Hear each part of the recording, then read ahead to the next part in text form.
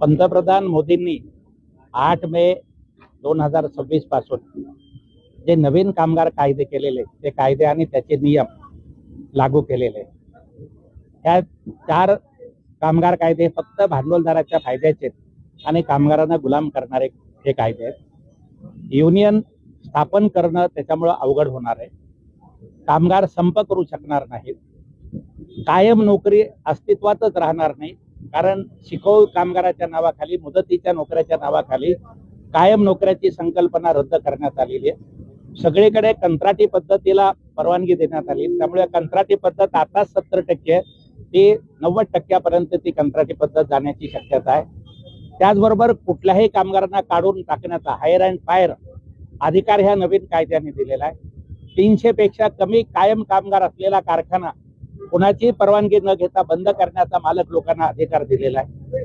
आणि अशा पद्धतीनं गेल्या 125 वर्षाच्या संघर्षातून कामगार वर्गाने जे काही अधिकार मिळवलेले होते, हे अधिकार सगळे काढून घेण्याचं काम ह्या 4 कामगार कायद्याच्या नावाने केलेलं आहे. सरकार असा दावा करते की सगळ्यांना हा कायदा लागू करणार आहे. प्रत्यक्षात जे आत्ता ज्यांना कायदा लागू आहे तेही कमी होणार आहे. अनेक लोकांना हा कायदा लागू होणार नाही अशी पण परिस्थिती आहे. असंघटित क्षेत्रासाठी कुठलीही त्यामध्ये तरतूद नाही आहे. दोन्ही पांडे करणारे लोक, आपल्याला माहिती, रिक्षावाल्यासाठी मंडळ स्थापन केलं त्याच्यासाठी काही नाही आहे. घर कामगार यांच्यासाठी कुठलीही तरतूद याच्यामध्ये नाही आहे. महाराष्ट्रामध्ये 4.5 कोटी कामगार आहेत. त्या 4.5 कोटी कामगारांना गुलामगिरी ढकलणारा हे नवीन कायदे त्यांनी लागू केलेले आहेत. आणि म्हणून त्याची होळी ही आज आपल्या CI2च्या वतीने इथं करण्यात आलेली आहे. सरकारला आमचा इशारा आहे, तुम्ही हे कामगार कायदे लागू करणं बंद करा. आणि आम्हाला सरकारची सुद्धा होळी करावी लागेल अशी भूमिका घेण्याची कामगारावर पाळी येऊ देऊ नका, हा इशारा देण्यासाठी आंदोलन केलेलं. त्याचबरोबर इथे धुमाळ कंपनीचं कामगार गेल्या 24 एप्रिल पासून संपत आहे आणि 2 वर्षापासून त्यांची पगारवाढ झालेली नाही. त्यांनी युनियन केली म्हणून 5 कामगारांना सस्पेंड केलेलं आहे. इतर कामगारांची बदली करण्यात आलेली आहे. कामगारांची प्रचंड हॅरॅसमेंट हे धुमाळ इंडस्ट्रीचे मालक करतात आहे. सगळे कायदे मोडून ते त्रास देतात आहे. त्यामुळे कामगारांनी संप केलेला आहे. याच्यामध्ये अनेकदा अनेक अधिकाऱ्यांनी मध्यस्थी केली, परंतु त्याच्यामध्ये मार्ग निघालेला नाहीये. आणि म्हणून सगळे कामगार उपयुक्त कार्यालयासमोर बेमुदत धरणं आंदोलन करण्यासाठी बसलेले आहेत. त्यांना पाठिंबा देण्यासाठी सुद्धा इतर कंपन्यातले कामगार मोठ्या संख्येने इथं आलेले आहेत. आणि आमचा निर्धार आहे की धुमाळ साहेबांना आमचं सांगणं आहे, तुम्हाला जर काही प्रगती करायची असेल तर CI2 बरोबर चर्चा करून प्रश्न सोडवा.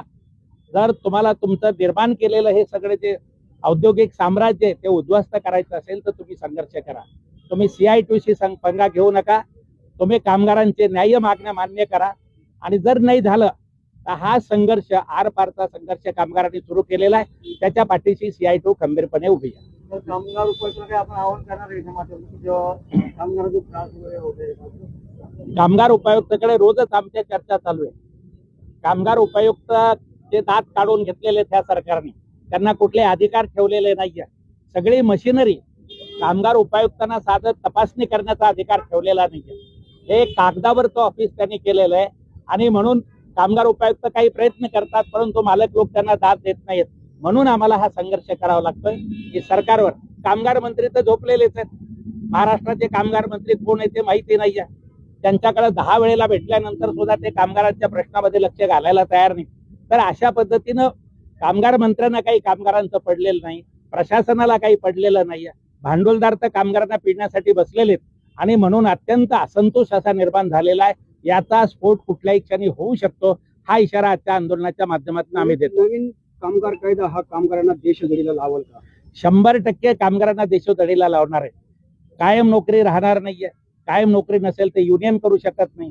युनियन करणार नसेल तर पगारवाढ मिळणार नाहीये. तुम्ही आता पाहताय 10,000 12,000वर इंजिनियर लोक काम करतात.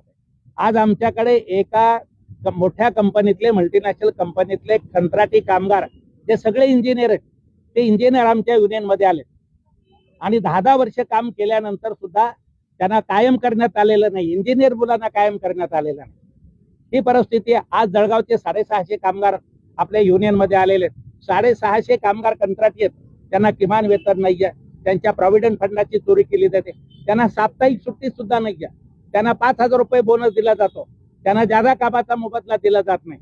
तुम्ही लक्षात ठेवा, नोएडा आणि हरियाणामध्ये, उत्तर प्रदेशमध्ये आणि दिल्लीच्या जवळच्या कामगारांचं जे मोठं आंदोलन झालं, तशी स्फोटक परिस्थिती महाराष्ट्रामध्ये आहे. महाराष्ट्र सरकारने सावध झालं पाहिजे, भांडवलदारांनी सुद्धा विचार केला पाहिजे.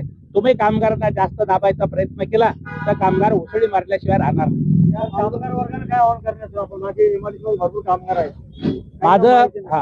माझं MIDC मधल्या आणि इतर सगळ्या कामगार संघटना आणि कामगारांना आव्हान आहे की नवीन कामगार कायद्यांचा अभ्यास करा. 125 वर्षाच्या संघर्षानंतर आपल्याला हे मूलभूत अधिकार मिळाले होते. मजूर मंत्री असताना डॉक्टर बाबासाहेब आंबेडकरांनी हे 29 कामगार कायदे केलेले होते. हे कामगार कायदे मोदींनी एका फटक्यामध्ये काढून घेतलेले आहेत आणि आपल्याला गुलामीमध्ये टाकतात. आहे कॉर्पोरेट कंपन्यांच्या समोर आपल्याला कडव्यासारखं टाकलं जात आहे. या सगळ्या कामगार संघटनांनी सावध झालं पाहिजे. MIDC मधल्या कामगारांनी सुद्धा सावध झालं पाहिजे आणि ह्या चळवळीमध्ये सहभागी झालं पाहिजे. या आंदोलनातून तुम्ही महाराष्ट्र शासनाला किंवा केंद्र सरकारला काय सुचवू इच्छिता? महाराष्ट्र सरकारच्या कामगार मंत्र्यांना मी कमीत कमी 8 वेळेला भेटलेलो आहे आणि त्यांना मी सांगितलं की महाराष्ट्रातल्या कामगारांचे तीव्र प्रश्न आहेत. तुम्ही चर्चा घडवून आणा, सगळ्या कामगार संघटनांना चर्चेला बोलवा. त्या महाशयांना अजून काही वेळ भेटलेला नाही. कारण देवेंद्र फडणवीस जोपर्यंत त्यांना मिटिंग घ्यायला सांगत नाही तोपर्यंत ते काही करत नाही. आणि देवेंद्र फडणवीस अदानी आबांदीसाठी काम करतात आहे, इथल्या कामगारांसाठी काम करतच नाहीये. हे खरं कारण आहे त्याच्या मागचं. म्हणजे लोकशाही हुकुमशाहीच्या दिशेने चालली 100% तुम्ही बघा, हे कामगार संप केलेला आहे, कायदेशीर संप केलेला आहे. त्या कंपनीच्या गेट पासून 300 मीटरवर दूर बसा असं नाशिकच्या न्यायालयाने निकाल दिला. 300 मीटरचा अर्थ काय होतो? दुसऱ्या कंपनीच्या गेटवर बसायचं, दुसऱ्याच्या शेतामध्ये जाऊन बसायचं. आमची न्यायालय सुद्धा वस्तुस्थिती समजून घ्यायला तयार नाही. 300 मीटरची ऑर्डर करताना शेजारी कंपन्या असतात. तुम्ही त्या कंपनीच्या गेट समोर बसायला परवानगी दिली पाहिजे. तुम्ही व्हायलन्स करू नका असं म्हटलं आम्ही समजू शकतो. 300 मीटरची ऑर्डर करतात. पोलीस काय करतात? तिथं पोलीस कामगार संप करून तिथं बसले तर पोलीस त्यांना हुसकावण्यासाठी येतात, गुंड त्यांना त्रास देण्यासाठी येतात. तर ही सगळी हुकुमशाही आहे. लोकशाही फक्त भांडवलदारांसाठी आहे, लोकशाही लबाड लोकांसाठी आहे, लोकशाही ठेकेदारासाठी आहे आणि फक्त भ्रष्टाचार करण्यासाठी त्यांना लोकशाही मिळालेली आहे. केंद्र सरकार असो या महाराष्ट्र सरकार हे कामगार विरोधी आहे का? 100% कामगार विरोधी आहे. हे अदानी अंबानी बहुराष्ट्रीय कंपन्या कॉर्पोरेटचं हे सरकार दलाल आहे, दलाल. त्यांच्यासाठीच ते काम करतात. तुम्ही कल्पना करा, सरकार स्थापन होऊन एवढे दिवस झाले, कामगारांच्या प्रश्नावर एक मिटिंग घेतलेली नाही. याचा अर्थ काय? संपत्ती कोण निर्माण करतं? कारखाने कोण चालवतंय? सरकार कोण चालवतंय? नगरपालिका कोण काम करतंय? सफाई कोण करतंय? हे सगळे काम कामगार वर्ग करतो. 4.5 कोटी कामगार आहेत महाराष्ट्रात, परंतु त्या कामगारांसाठी यांना मिटिंग घ्यायला वेळ नाहीये. इतके निर्लज्ज हे सरकारमध्ये बसलेले मंत्री आहेत आणि म्हणून ते 100% कामगार विरोधी आहेत.